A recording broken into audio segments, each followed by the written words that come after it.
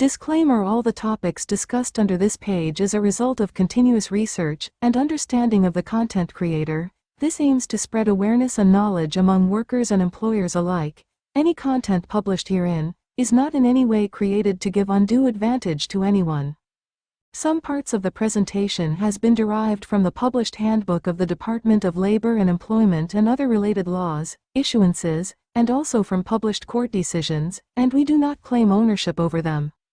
Any errors that may have been committed in the presentation of our content is definitely not intentional, and we humbly ask for your indulgence, and we apologize. Our followers are encouraged to seek further clarifications to agencies that are known for their expertise in this field, particularly the Labor Department of our national government, the Department of Labor and Employment. Ano nga ba ang minimum wage o tamang pasahod? Ito ang pasahod na itinakda ng umiiral na wage order katumbas ng 8 oras na pagtatrabaho. Sino ba ang nagtatakda ng tamang pasahod sa mga manggagawa? Sa ilalim ng Wage Rationalization Act o Republic Act 6727, ang Regional Tripartite Wages and Productivity Board o RTWPB ang naatasan na magtakda ng tamang pasahod sa rehiyon na kanilang nasasakupan. Ibig sabihin, ay mayroong kaukulang wage board sa bawat rehiyon, at iba't iba ang tinatakdang pasahod sa bawat rehiyon. Ano ang komposisyon ng wage board? Ito ay binubuo ng Regional Director ng Department of Labor and Employment, DOLE, bilang Chairperson, Regional Director ng National Economic Development Authority, NEDA, Regional Director ng Department of Trade and Industry, DTI, bilang mga Vice Chairperson, at representative ng labor sector at management, employer sector bilang mga miyembro. Tayo ba ay may umiiral na isang wage rate sa buong Pilipinas? Wala po. Ang bawat rehiyon sa Pilipinas ay may kani-kanilang wage board at dahil dito ang bawat rehiyon ay may natatangi at sariling wage rate sa kanilang nasasakupan. Sa Region 3 halimbawa, ano po ang umiiral sa wage order sa ngayon?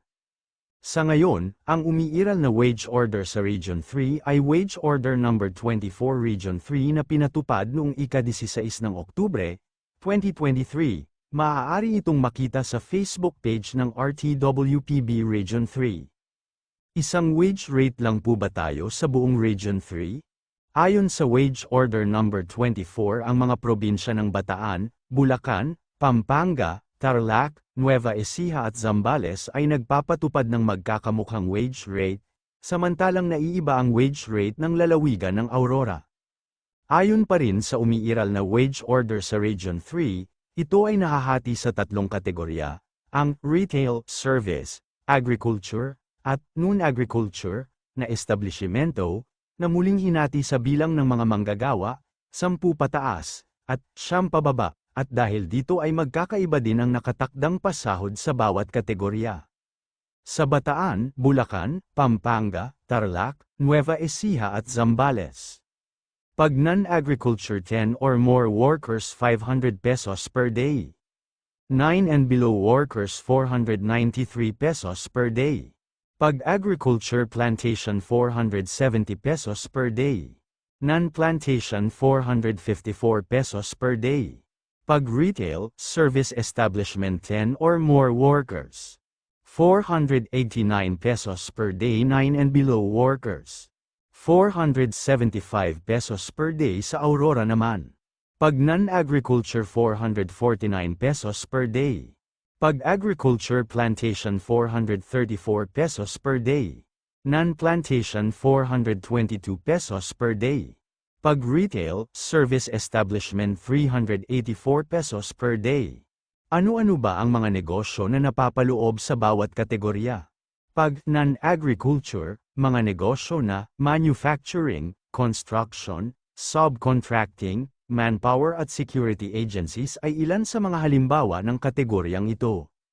Pag agriculture, non-plantation, ang mga negosyo ng pag-aalaga ng hayop, plantation o mga negosyo ng pagtatanim at paghahalaman. Pag retail, service, ang mga negosyo na kagaya ng mga groceries, barber shops, spa, salon, car wash, restaurants, karinderya, resort, hotel, repair shop, at laundry shop, at iba pa. Sa National Capital Region, NCR, ang umiiral ay Wage Order No. 25 na hahati pa rin sa iba't ibang industriya ang pagtatakda ng mga pasahod. Ito ay ang mga sumusunod: pag non-agriculture 645 pesos per day, pag agriculture, service, retail establishments, with 15 or less workers, manufacturing establishments, with less than 10 workers, 608 pesos per day. Kailangan ba na maging isang regular na empleyado upang makatanggap ng minimum na sahod sa isang araw na pagtatrabaho? Hindi kailangan maging regular upang makatanggap ng minimum wage. Ang lahat ng uri ng empleyado, probationary, trainee, o regular na empleyado, sa ilalim ng batas, ay kinakailangan tumanggap ng sahod na naaayon sa umiiral na wage order. May mga pagkakataon po ba na ang isang employer ay papayagan ng batas na magbayad ng mas mababa sa itinakdang minimum wage? Sa ilalim ng Wage Rationalization Act, o Republic Act 6727, ang isang employer ay maaaring magpasahod ng mas mababa sa itinakdang minimum wage kung ang empleyado ay isang kasambahay, sapagkat sila ay sinasaklaw ng iba at natatanging wage order na sadyang para sa kanila lamang. Retail o service establishment na may 10 pababa na empleyado, subalit ito ay kailangan na may aprobadong Certificate of Exemption mula sa Regional Tripartite Wage and Productivity Board o RTWPB. Hindi po ito automatic, kailangan po mag-file ng application at approval ng RTWPB. Kung ang pinapasukan na establishmento ay rehistrado sa ilalim ng Barangay Micro Business Enterprise, BMBE, Republic Act 9178, kung ang pinapasukan na establishment ay may Certificate Apprenticeship or Learnership Program na aprobado ng Technical Education and Skills Development Authority, TESDA, kung saan pinapayagan na magbayad ang nasabing establishmento na ito ng less than the minimum rate o 75% ng umiiral na wage order. Tuwing kailan po ba dapat natatanggap ang sahod ng empleyado? Ayon sa batas, ang sahod ay dapat tinatanggap ng diretsyo ng isang manggagawa, isang beses tuwing ika-2 linggo, o twice a month, na may pagitan na hindi lalagpas ng 16 days, na araw. Kailangan ito ay diretsyo sa empleyado ibibigay sa pamamagitan ng cash o legal tender, o direkta sa ATM na nakapangalan sa empleyado. Hindi pinapayagan ang pagpapasahod sa isang empleyado sa pamamagitan ng produkto. Pinapayagan po ba ang ibang tao na kumuha ng sweldo ng isang manggagawa? General rule, hindi, subalit, may mga pagkakataon na pinapayagan ito, kung may sakit ang empleyado o hindi kakayanin na sila mismo ang kumuha ng sahod, kailangan lamang ng written authorization na may pirma ng empleyado, o kung ang empleyado ay namatay na, kung saan ang mga tagapagmana ang maaaring kumuha nito. Warning: any content, opinions, and interpretations published in this channel is the sole property of the content creator, except quotes or excerpts directly referenced from published handbooks of the Department of Labor and Employment (DOLE) and other related laws, issuances, and also from published court decisions which we do not claim ownership. Any reproduction, distribution, public display, or republication of any, or parts of the contents published herein, without the express consent of the content creator, will result into subjecting violators to the procedures laid down by the YouTube community guidelines. The content creator of this channel, likewise, reserves the right to any or all legal remedies available, may it be criminal or civil in nature.